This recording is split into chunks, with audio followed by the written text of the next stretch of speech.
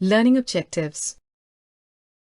At the end of this topic, you will be able to describe basic soil properties and soil formation factors. Develop an understanding of the soil properties that affect soil health and soil quality. List the various uses of soil. Introduction. Do you know from where we get fruits and vegetables? Agriculture provides food, clothing, and shelter for all. Do you know what is the main source for agriculture?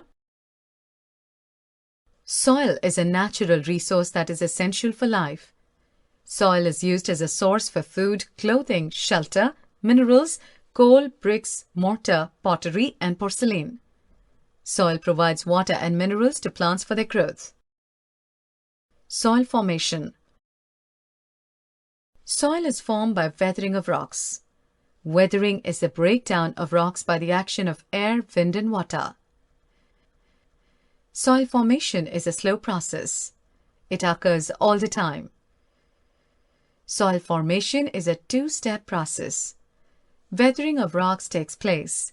Rock is broken down into small particles. These small particles mix with humus, organic matter, and form soil. Soil profile. A vertical section through different layers of soil is called the soil profile. Now let us see in detail about the different soil horizons. A horizon. It is called as topsoil and is the uppermost layer of the soil.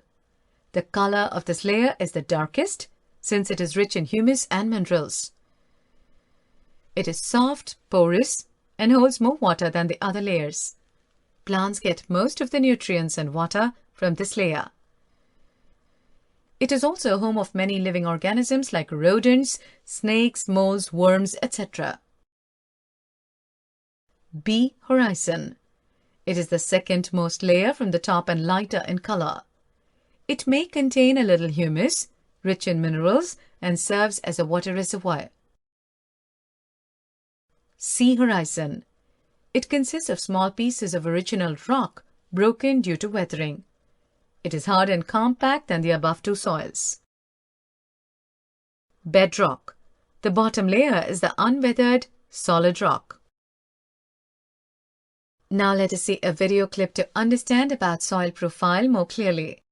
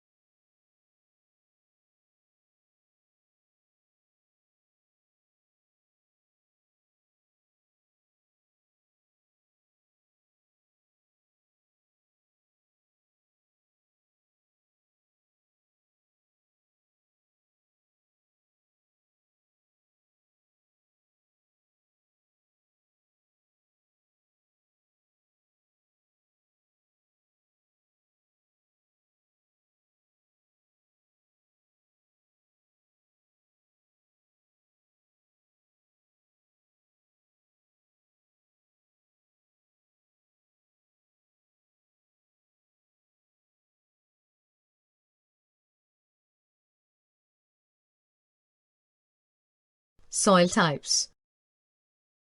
Mixture of rock particles and humus is called soil.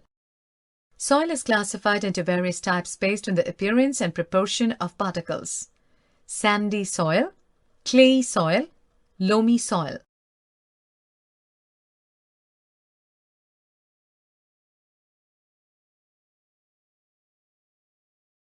Properties of sandy soil. Sandy soil is made of a greater proportion of big particles. The sand particles are relatively large and they cannot fit closely together. There are large spaces between them and these places are filled with air. Therefore, in this type of soil, water absorption is very high as the water passes quickly through these spaces. These soils are light, well aerated, and dry. Properties of clay soil. Clay soil is made up of a higher proportion of small particles like clay. These clay particles are tightly packed with very less space between particles. Water can be trapped in the tiny gaps between them. Clay soils are heavy and hold more water. Properties of loamy soil. It is a mixture of sand, soil, and silt. Silt particles are present between the particles of sand and soil. It also contains humus and is therefore considered the best for the growth of plants. The percolation rate is between that of sandy soil and clay soil. Properties of soil. Percolation rate of water. Amount of water drained through soil in unit time is known as percolation rate of water in soil. Percolation rate of water can be calculated using the formula.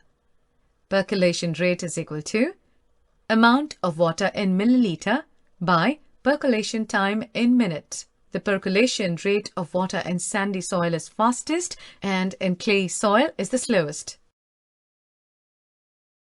Let us perform an activity to understand the percolation rate of water for different types of soil. The materials required are plastic cups, funnels, filter papers, sand, topsoil, gravel, and 100 ml measuring jar. Let us perform the experiment. Poke the same number of holes in the bottom of each cup. Cover the bottom of the plastic cups with the filter papers. Fill the plastic cups with gravel, topsoil, sand, and keep them in the measuring jar. Pour water into the plastic cups filled with the different types of soil. Now fill the single cup with a different soil as 3 different layers and place it in the measuring jar. Pour water into it. Record time taken to recover the total volume of water in all 4 cups. We can see that the sand has the highest percolation rate and clay does not percolate. The particle size of the sand is greater than the clay and the gravel, so percolation rate through a column of soil is directly proportional to the size of the particles. Moisture present in the soil. Amount of water present in soil is called moisture present in soil. The amount of moisture present in clay soil is highest and that in the sandy soil is lowest. Experiment. Let us perform an experiment to understand about the moisture present in the soil.